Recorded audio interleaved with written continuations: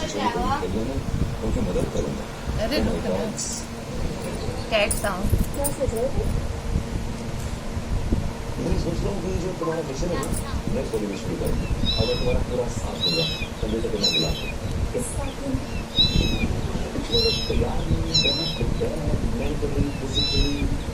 तैयार नहीं है तो हो जाएंगे। लेकिन शुरुआत किसी साल से होगी, अभी से हो।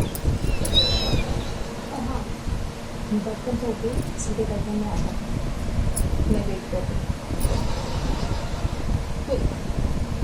रुको तो हम चालू कर देते हैं।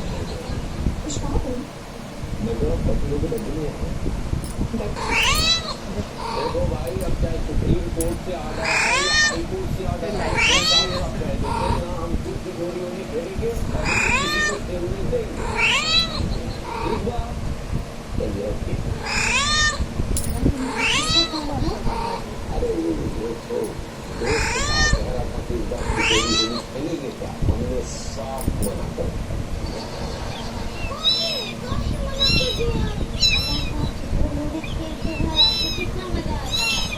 ठीक है, इस बार दरअसल भाभी जी ने उसको अभियान चलाया।